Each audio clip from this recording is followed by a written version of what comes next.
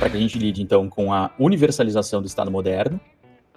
Como que isso aconteceu? Depois que você já tem um Estado sendo construído na Europa, né? Não é nem depois, é concomitantemente existe um Estado sendo construído na Europa com direitos sendo garantidos, o processo de nacionalidade sendo construído, você tem também Estados coloniais, né? Estados coloniais sendo formados com, obviamente, recursos muito menores, com a tentativa de subordinar a população local, e não garantir os mesmos direitos que o Estado central tinha ou que já estava se constituindo. Então ele era menos complexo do ponto de vista das suas atividades, ele tinha menos recursos, né, e ele era muito mais extorquidor.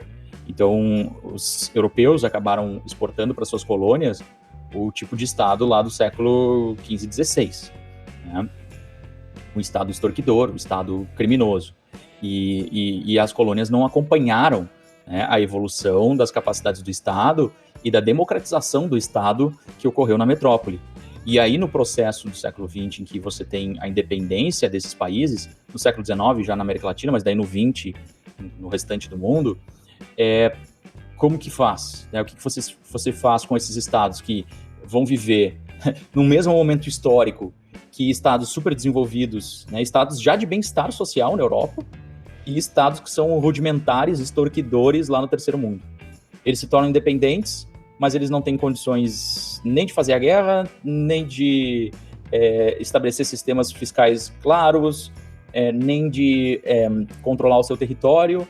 Os poucos recursos que são usados, geralmente são usados para combater rivais políticos, assim como era o Estado absolutista. E aí, o que se faz? As instituições internacionais, inclusive, pressionam para que esses novos estados cumpram com todos os requisitos desses estados já velhinhos, que já têm todas as suas complexidades minimamente desenvolvidas. Então, esses estados novos, eles têm menos condições, menos recursos, menos capacidades, eles são mais extorquidores, eles são mais rudimentares, e, ao mesmo tempo, eles têm uma garantia, né, em troca da garantia do sistema internacional de que eles vão sobreviver e de que vai ser assegurado no sistema internacional a sua estabilidade, muito embora isso seja filtrado pelos interesses das grandes potências. Para alguns isso é garantido, para outros nem tanto. Mas em troca dessa garantia de estabilidade, esses estados periféricos têm que responder, eles têm que ser responsivos e desenvolver todas aquelas atividades complexas que os estados já desenvolvidos executam. Então, seja lá cuidar da população, cuidar com o desemprego, cuidar com a segurança humana, cuidar com a justiça, não realizar guerra, pacificar o território interno, diminuir a desigualdade, dar emprego e renda, respeitar direitos humanos, respeitar a segurança ambiental, é uma lista interminável que nem estados europeus às vezes conseguem resolver, nem estados ocidentais, que dirá esses estados que estão surgindo nesse momento quase como um lixo, né, esquecido, né, isso na visão, né, preconceituosa ocidental em relação às colônias, né, quase com aquela rebarba esquecida do Estado europeu, que agora são Estados nacionais, então eles têm que cumprir com os seus desígnios, né? Deixa eu ver aqui a Sara. O caminho para a complexificação dos novos Estados é necessariamente o mesmo que trilharam os Estados europeus? Aí que tá. Assim, os Estados europeus, é isso que Daí vem uma literatura muito importante sobre Estados no terceiro mundo.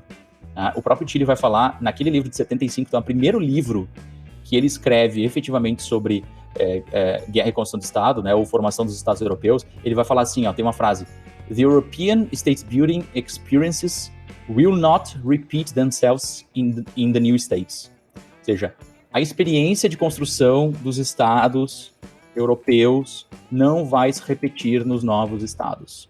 Página 81, Chile, 1975, página 81. Vou até botar aqui para vocês. Tá? Ou seja, o que isso significa? Significa que não é para esperar que estados do terceiro mundo vão ter essa mesma experiência, porque essa experiência foi particular da Europa e porque os constrangimentos são muito maiores para os novos estados. E a Europa teve basicamente 5 a 8 séculos para construir seus estados, e hoje os estados do terceiro mundo têm que fazer a tarefa que a Europa fez em 5 a 8 séculos em 50 anos, né?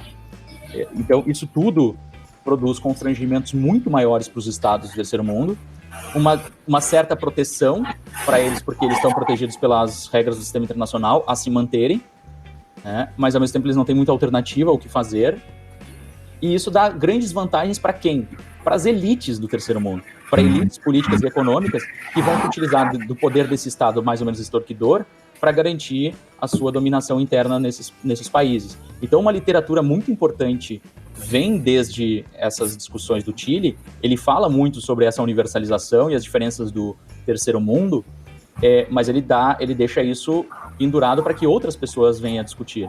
Então, muitos autores e autoras começam a discutir, de fato, o que é o Estado no terceiro mundo, quais são os seus desafios, qual é o desafio do tempo, né, o desafio histórico da baixa legitimidade, da dificuldade de organizar uma identidade nacional, de ser responsivo, né, e de diminuir o poder patrimonial de elites específicas que muitas vezes estão ligadas à ex-metrópole, a um aliado externo, e assim garante a sua dominação frente a rivais internos. Então, tudo isso complexificou, sim, grandemente o sistema internacional. Não é mais o sistema internacional que a gente viu lá na formação dos Estados europeus. Muito embora a formação dos Estados europeus tenha sido afetada pelos Estados coloniais, porque eles proveram recursos, muitas vezes, para os Estados europeus, né? Mas agora, quando a gente tem esse complexo de Estados nacionais, a realidade é totalmente diferente. E esses Estados que vão ser o centro das dinâmicas de segurança internacional da contemporaneidade, né, do século XX e o século XXI, eles são estados totalmente diferentes dos estados europeus. Esse é o ponto fundamental. E a gente precisa entender eles e as relações de Estado e sociedade para entender as dinâmicas de segurança, as causas desses desafios e as possibilidades de resolução. Então, respondendo à pergunta da Sara, o caminho para a complexificação dos novos estados é necessariamente o mesmo que trilhar? Não. Pelo contrário, né? Até porque nunca vai ser o mesmo. É o que o Chile falou, nunca vai ser o mesmo. Por mais que eles tentem repetir, aí que está a sacada da sociologia histórica. O Chile e a Escócia estão escrevendo contra teorias que eles chamam teorias de desenvolvimento. São teorias que dizem que tem estágios para serem seguidos até chegar num ponto em que você chega a um estado industrializado. Não, eles estão dizendo que nem se você quiser você vai conseguir chegar, porque a história, ela muda e as interações são indeterminadas. Então, nem que se você quisesse manter um estado desenvolvimentista para chegar nesse caminho, você eventualmente conseguiria chegar. Então, porque vão ter outras forças, as elites políticas e os atores sociais sabem das particularidades do momento atual, que são muito diferentes daquele processo da formação dos Estados europeus. Então, isso é riquíssimo. Isso dá uma cara de inovação para as teorias de formação dos estados, para a teoria digamos assim, para aquela visão, inclusive epistemológica, de que a gente pode predizer. Eles estão aqui adotando uma noção de que é impossível predizer, né? As relações internacionais e sociais são tão complexas, então são aderentes da ideia de pensamento complexo, que nunca o que aconteceu num período histórico vai acontecer no outro. Você pode comparar as coisas, sim, é possível comparar com categorias minimamente abstratas, mas você tem que partir de um princípio de que as coisas nunca vão ser iguais, nunca vão ser idênticas, e que você querer fazer as coisas iguais já por si só vai produzir coisas diferentes, porque você já está com uma intencionalidade que não existia nos processos anteriores. E aí que tá. Percebam o seguinte, que o nível de desequilíbrio, de disparidade e assimetria de poder que existe hoje no sistema internacional em comparação ao que existia na Europa é muito maior. Então você tem estados surgindo sendo muito, muito, muito, muito, muito menos poderosos do que estados de grandes potências, superpotências. Então, digamos, a assimetria de poder foi aumentando exponencialmente. E aí, esses estados menores, que na Europa não eram tão menores assim, eles tinham algum nível de soberania, hoje eles têm uma soberania apenas jurídica e muitas vezes subordinada exclusivamente a uma grande potência. E aí as grandes potências conseguem manipular, né, interferir e ingerir nessa soberania e nas relações que vão ter aqui internas de uma forma que os Estados europeus talvez não conseguiam, dada a relativa simetria de poder que eles tinham em comparação com a simetria de poder que tem hoje. Então, você tem... e isso talvez tenha sido, inclusive, uma das justificativas da criação de tantos estados nacionais no período pós-Segunda Guerra Mundial. Porque essa decisão é basicamente uma decisão Estados Unidos e União Soviética de descolonização do mundo. Não estou dizendo que não tinha que ser descolonizado. Sim, tinha que ser descolonizado, mas a descolonização nos moldes das fronteiras coloniais, será que era a solução? E a descolonização sem nenhum amparo, né? Os Estados Unidos fizeram um plano Marshall para a Europa, por que não fizeram um plano Marshall para os países coloniais? Já pensaram sobre isso? Sendo que aqui no Brasil, inclusive, que já era, digamos, semi-periferia, não era nem colônia que estava se independizando no século XX. A gente pressionava os Estados Unidos para fazer aquela operação pan-americana, que o Juscelino foi atrás para conseguir recursos, né, um plano Marshall para a América Latina, não conseguimos. Os países colonizados, as recém-colônias independizadas, também não conseguiram.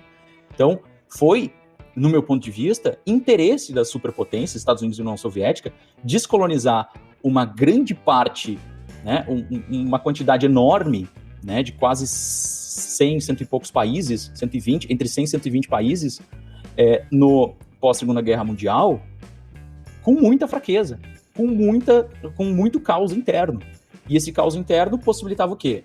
Manipulação para zonas de influência que eram mais ou menos próximas à União Soviética ou mais ou menos próximas aos Estados Unidos.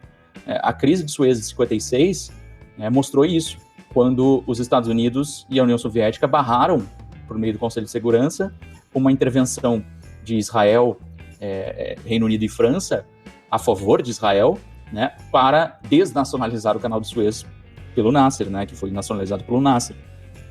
E houve um congelamento dessa invasão, essas tropas foram expulsas e houve uma missão de paz no Sinai pela ONU, uma das primeiras missões de paz, né, de ocupação ali. Então, vocês percebem que era interesse justamente ter estados fracos. Eu acho que nunca foi interesse de ter estados fortes na periferia do sistema internacional. Quanto mais estados fracos e quanto mais votos esses estados fracos tinham na Assembleia Geral da ONU, ou seja, eles tinham que ser quantitativamente grandes também, né? Tinha que ter bastante, mais condições você tinha para Estados Unidos e União Soviética fazerem a transição de poder do sistema internacional, de uma transição que era europeia para uma transição que ficou entre disputa americana / soviética e que no fim se tornou um sistema internacional basicamente orientado pelos Estados Unidos. Mas isso é uma discussão para a próxima aula, quando a gente vai falar de guerra e ordem internacional.